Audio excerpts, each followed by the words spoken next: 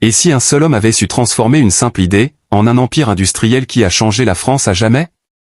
Et si derrière le nom Renault se cachait bien plus qu'une marque de voiture, mais une vision, un rêve, et surtout, une bataille contre le destin?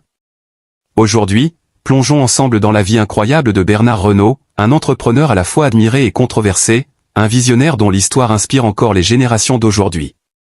Mais avant de démarrer ce voyage fascinant à travers le temps, prends une seconde pour liker cette vidéo, t'abonner à la chaîne, et partager autour de toi pour soutenir notre travail et nous aider à raconter encore plus d'histoires d'entrepreneurs qui ont changé le monde.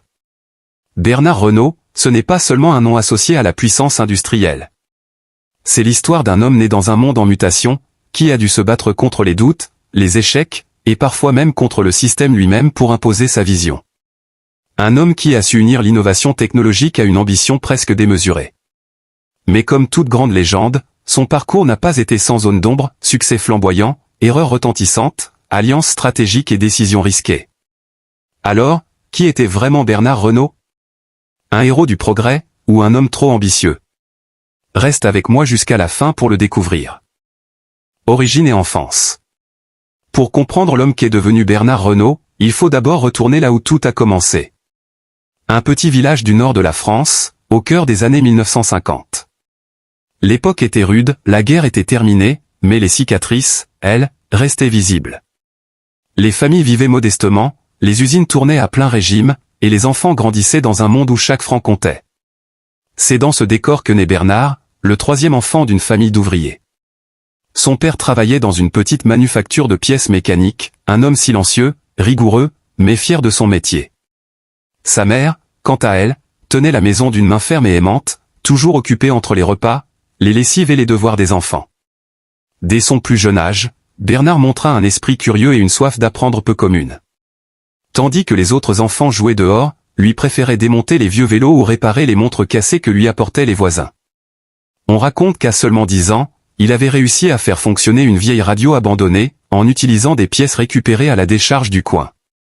Mais derrière cette curiosité, il y avait aussi une envie brûlante de comprendre le monde. Bernard posait 1000 questions, pourquoi cette machine fait ce bruit, comment l'électricité passe ici, pourquoi papa travaille autant et gagne si peu? Son père lui répondait avec simplicité. Parce que, mon fils, dans la vie, ceux qui comprennent comment les choses fonctionnent, finissent par les construire. Cette phrase, Bernard ne l'oubliera jamais. À l'école, il n'était pas le plus brillant des élèves en apparence, mais ses professeurs remarquaient sa capacité à raisonner différemment. Là où les autres apprenaient par cœur, lui voulait savoir pourquoi. Il bricolait, inventait, expérimentait. En classe de technologie, son enseignant disait souvent: ce garçon n'apprend pas les règles, il les réinvente. Et déjà, cette attitude faisait de lui un esprit à part, entre admiration et incompréhension. Mais l'enfance de Bernard n'a pas été qu'un long fleuve tranquille. Sa famille traversa une période difficile lorsque son père perdit son emploi à cause de la fermeture de l'usine. Pendant des mois, les Renault vécurent au bord de la pauvreté. Ce fut une époque sombre, des repas plus légers, des vêtements usés, et l'inquiétude permanente d'un avenir incertain. C'est à ce moment-là que Bernard comprit quelque chose de fondamental. La sécurité ne vient pas d'un patron. Elle vient de ce que tu es capable de créer toi-même. Cette idée devint le moteur de sa vie. Il se mit à travailler après les cours pour aider sa famille dans un garage, puis chez un réparateur de machines agricoles. Ces expériences forgèrent son caractère, discipline, persévérance, et surtout, la conviction que le travail manuel et l'intelligence technique pouvaient soulever des montagnes. Adolescent, Bernard s'inscrit dans une école technique, convaincu que l'avenir appartient à ceux qui savent construire. Là-bas, il découvre la mécanique de précision, l'électronique, et surtout, la naissance d'une passion, comprendre comment les machines peuvent améliorer la vie des gens. Un professeur, impressionné par ses projets, lui dit un jour: tu ne seras pas ouvrier toute ta vie, Bernard. Tu as quelque chose de plus grand en toi. Continue. Ces mots allumèrent une flamme. Dans son petit carnet, Bernard écrivit à 17 ans. Un jour, je construirai quelque chose qui portera mon nom. Il ne savait pas encore quoi. Mais il savait pourquoi, pour que plus jamais un enfant ne voie son père rentrer à la maison, les mains usées et le regard vide, par peur du lendemain. Cette enfance faite de modestie, de travail et de rêves silencieux allait devenir la pierre angulaire de tout ce qu'il accomplirait plus tard. Bernard Renault n'a pas grandi avec des privilèges ni avec un capital. Il a grandi avec une idée, quand on n'a rien, il faut créer ce qu'on veut posséder. Et c'est cette idée, forgée dans le feu des épreuves, qui le propulsera plus tard vers les sommets de l'industrie française. Mais comment ce jeune garçon passionné de mécanique a-t-il réussi à transformer cette envie en un empire? Quel chemin a-t-il dû emprunter, et surtout, quels obstacles a-t-il dû braver? C'est ce que nous allons découvrir maintenant, dans la prochaine partie, le chemin vers le pouvoir. Le chemin vers le pouvoir. Après ses études techniques, Bernard Renault n'a pas choisi la facilité. Alors que beaucoup de ses camarades rêvaient de stabilité dans les grandes entreprises, lui voulait comprendre le monde de l'intérieur. Il commença comme simple mécanicien dans un petit atelier de la banlieue de Lille. Mais rapidement, son talent attira l'attention, il avait ce don rare de voir ce que les autres ne voyaient pas. Une machine en panne? Bernard ne se contentait pas de la réparer. Il la rendait plus performante. Un jour, alors qu'il travaillait sur une chaîne de montage, il conçut une modification qui permit d'augmenter la production de 20%. Le directeur, impressionné, lui proposa un poste d'ingénieur adjoint, un bon fulgurant pour un jeune homme sans diplôme d'ingénierie universitaire. Mais pour Bernard, ce n'était qu'un début. Il voyait déjà plus loin, créer sa propre entreprise. À 27 ans, il fonde sa première société, Renault Mécanique Industrielle. Un nom simple, presque modeste, mais qui allait bientôt résonner dans tout le pays. Au début, il n'était que 3 employés, travaillant jour et nuit dans un entrepôt humide. Bernard dormait souvent sur place, mangeait peu, mais rêvait grand. Les débuts furent difficiles, pannes, dettes, fournisseurs impatients. Mais il avait une arme secrète, la détermination.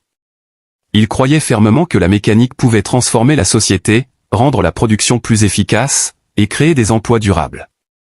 Et surtout, il refusait de dépendre de l'État ou des grandes banques. Chaque franc gagné était réinvesti. Un soir, épuisé, il écrivit dans son carnet. « Je ne veux pas être riche. Je veux être libre. » Cette phrase devint le mantra de son ascension. Les années 1980 furent décisives. Bernard décrocha un contrat avec une grande entreprise automobile qui cherchait à moderniser ses moteurs. Il proposa une solution simple, efficace, et surtout, moins coûteuse. Résultat, succès total. Les commandes affluèrent, les embauches se multiplièrent, et Renault Mécanique devint un nom respecté. Mais avec le succès, vinrent aussi les premiers obstacles politiques et économiques. Certains concurrents voyaient d'un mauvais œil ce jeune patron autodidacte qui bousculait les règles établies. Des inspections, des retards de paiement, des menaces de rachat forcés. Bernard dut apprendre à naviguer dans un monde où le pouvoir ne se limitait plus aux machines, mais aux alliances et aux réseaux. C'est là qu'il montra un autre visage, celui d'un stratège redoutable. Il apprit à négocier, à convaincre, à anticiper. Son charisme et son audace impressionnaient même ses adversaires. Un journaliste économique écrivit à son sujet. Bernard Renault n'est pas un industriel. C'est un général sur un champ de bataille économique. Et c'était vrai. Chaque crise semblait le renforcer. Lorsqu'une grève paralysa son usine pendant 3 semaines, il décida d'aller lui-même parler aux ouvriers. Plutôt que d'imposer, il écouta. Et c'est cette proximité humaine qui lui permit de rallumer la flamme. Petit à petit, Bernard Renault devint une figure incontournable de l'industrie française. Sa société se diversifia, pièces automobiles, moteurs électriques, technologies de pointe. Il s'imposa comme un pionnier de la modernisation, tout en restant fidèle à ses valeurs, le travail, l'innovation, et l'indépendance. Mais derrière cette montée spectaculaire, une pression montait aussi. Celle du pouvoir. À mesure que son influence grandissait, les médias commencèrent à s'intéresser à lui. On le qualifiait de nouveau visage du capitalisme français, d'autres de patron humaniste. Mais lui, dans l'ombre, savait que le sommet était aussi un lieu solitaire et dangereux. Un soir, lors d'une interview, on lui demanda. « Monsieur Renault, avez-vous réussi tout ce que vous vouliez ?» Il sourit, avant de répondre. « Réussi, peut-être. Mais à quel prix ?» Cette phrase sonnait comme un présage. Car si l'ascension de Bernard Renault fut spectaculaire, les années suivantes allaient mettre à l'épreuve son courage, ses valeurs et sa vision. Les grandes décisions, les réussites éclatantes, mais aussi les controverses. Tout cela, nous le découvrirons dans la prochaine partie, les grandes actions et les décisions marquantes. Grande action aux décisions. L'ascension de Bernard Renault fut spectaculaire. Mais c'est dans ses grandes décisions que se révèle toute la complexité du personnage. Dans les années 1990, son entreprise était devenue l'un des piliers de la mécanique industrielle européenne. Et pourtant, Bernard ne voulait pas s'arrêter là. Il voyait plus loin que les moteurs et les usines, il voyait un futur écologique et technologique, bien avant que ces mots ne deviennent des tendances. Il investit massivement dans la recherche sur les moteurs électriques et les énergies propres, à une époque où peu y croyaient. Les investisseurs le traitaient de rêveur, certains même de fou. Mais il tenait bon. L'industrie du futur sera propre, ou ne sera pas. Et il avait raison. Quelques années plus tard, les premières réglementations écologiques bouleversèrent le marché, et son entreprise déjà prête prit une longueur d'avance. Ce fut l'un de ses plus grands succès. Mais tout succès attire les projecteurs, et parfois les controverses. L'une des décisions les plus marquantes et les plus critiquées fut la fermeture d'une usine historique jugée obsolète. Des centaines d'emplois furent supprimés, et l'opinion publique se retourna contre lui. Les syndicats l'accusèrent de trahison, certains le traitèrent même de patron sans cœur. Bernard, lui, restait silencieux. Pour lui, c'était une décision douloureuse mais nécessaire. Si on veut survivre demain, il faut accepter de perdre aujourd'hui. Cette phrase fit scandale, mais elle illustrait parfaitement sa philosophie, agir selon la raison, pas selon l'émotion. Malgré les critiques, Bernard Renault continua d'avancer. Il lança de nouveaux partenariats à l'international, modernisa ses usines avec l'intelligence artificielle, et introduisit une culture d'entreprise centrée sur l'innovation. Il encourageait ses employés à proposer leurs propres idées, à expérimenter, à oser. C'est ainsi qu'il bâtit un véritable écosystème d'inventeurs et de créateurs. Mais le pouvoir a aussi son revers. Avec le temps, Bernard devint plus autoritaire, plus exigeant. Certains disaient qu'il ne dormait que 4 heures par nuit, qu'il vérifiait personnellement chaque contrat, chaque détail, chaque plan. Ce perfectionnisme, qui fut longtemps sa force, commença à devenir son fardeau. Des tensions apparurent au sein de son équipe dirigeante. Des départs, des trahisons, et même des enquêtes pour abus de position dominante éclaboussèrent son image. Les médias s'en emparèrent, le présentant tour à tour comme un génie incompris, ou un dictateur industriel. Et pourtant, malgré tout, Bernard Renault ne céda jamais. Même lorsque les tempêtes se levaient, il gardait la tête haute. Je ne cherche pas à plaire. Je cherche à construire. C'était sa devise. Aujourd'hui encore, ses grandes actions divisent. Les uns le voient comme un bâtisseur de génie, les autres comme un homme impitoyable. Mais une chose est sûre, il a marqué son époque. Ses innovations, ses décisions audacieuses, et son refus de la médiocrité ont transformé l'industrie française. Mais derrière l'homme d'affaires visionnaire, qui était vraiment Bernard Renault? Quelles étaient ses forces, ses failles, ses contradictions humaines? C'est ce que nous allons explorer dans la prochaine partie, ses qualités et ses défauts. Qualités et défauts. Pour comprendre Bernard Renault, il faut aller au-delà de la légende. Derrière le patron redouté, il y avait un homme, complexe, humain, parfois même contradictoire. Parlons d'abord de ses qualités, celles qui ont façonné son empire et inspiré des milliers de jeunes entrepreneurs. La première, c'était la vision. Bernard Renault voyait toujours plus loin que les autres. Quand ses concurrents cherchaient à maximiser leurs profits, lui pensait déjà à la prochaine révolution industrielle. Il savait anticiper les changements, sentir les tendances avant qu'elles ne deviennent évidentes. Ses collaborateurs disaient souvent: il ne voit pas le monde comme il est, il le voit comme il pourrait être. Cette capacité d'imaginer l'avenir, combinée à une discipline de fer, faisait de lui un homme exceptionnel. Il se levait avant l'aube, lisait 3 journaux par jour, et passait des heures à observer les chaînes de production. Rien ne lui échappait. Ensuite, il y avait son courage. Car il en faut, du courage, pour aller à contre-courant, pour fermer des usines, pour affronter la presse, les syndicats et même le gouvernement. Il disait souvent: la peur n'empêche pas le danger. Elle empêche juste d'agir.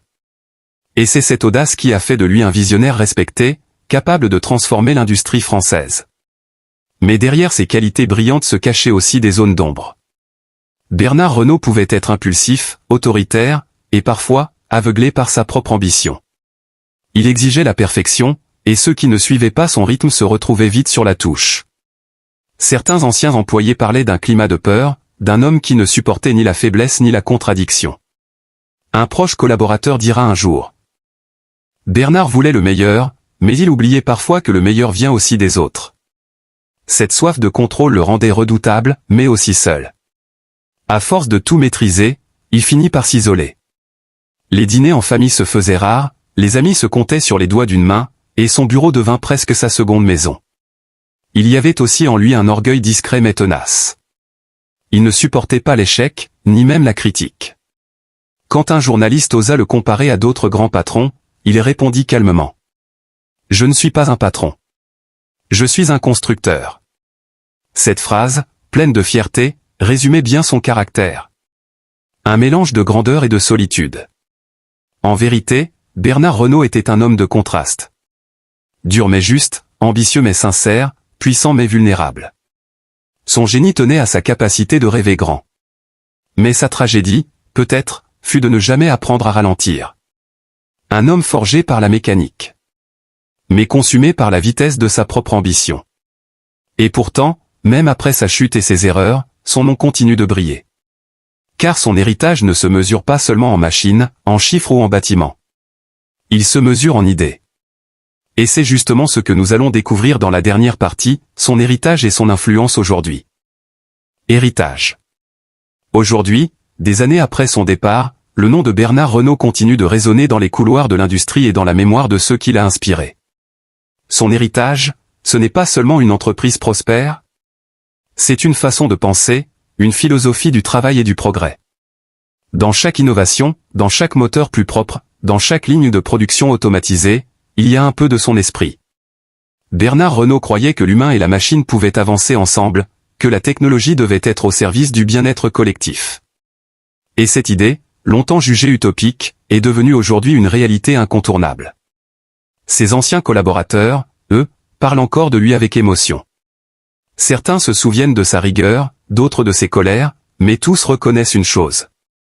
Bernard nous a appris à ne jamais accepter le monde tel qu'il est, mais à imaginer ce qu'il pourrait devenir. Cette mentalité a inspiré une nouvelle génération d'entrepreneurs français, qui voient dans son parcours un exemple de courage et d'indépendance. Des hommes et des femmes qui n'attendent plus la permission d'innover, mais qui osent créer, tenter, risquer. Son héritage, c'est aussi une leçon humaine. Car malgré ses réussites, Bernard Renault a montré que le pouvoir, la richesse et la reconnaissance ne suffisent pas à combler une vie. Dans ses dernières interviews, on sentait une certaine mélancolie dans sa voix, une lucidité touchante. On passe sa vie à construire, à courir, à prouver, et puis un jour, on comprend que le plus beau moteur, c'est le cœur humain. Ces mots, simples mais profonds, résument toute la trajectoire d'un homme qui aura cherché à allier raison et passion, mécanique et humanité. Aujourd'hui encore, ses fondations soutiennent des écoles techniques, des projets écologiques, et des incubateurs de jeunes inventeurs.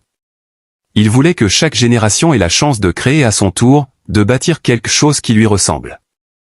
Et c'est peut-être là, la plus belle victoire de Bernard Renault. Non pas d'avoir laissé une fortune, mais d'avoir transmis une flamme. L'histoire de Bernard Renault, c'est celle d'un enfant de rien devenu un bâtisseur d'avenir. Un homme de contradiction, mais surtout de conviction. Et même si son nom n'est pas inscrit dans les manuels d'histoire, il est gravé dans la mémoire de ceux qui rêvent encore de transformer le monde. Alors toi qui regardes cette vidéo, dis-moi. Crois-tu qu'un seul individu peut encore changer le destin d'un pays, d'une industrie, ou même du monde? Dis-le-moi en commentaire, et surtout, n'oublie pas de liker, partager, et t'abonner pour continuer à découvrir ces histoires d'hommes et de femmes qui ont osé défier l'impossible.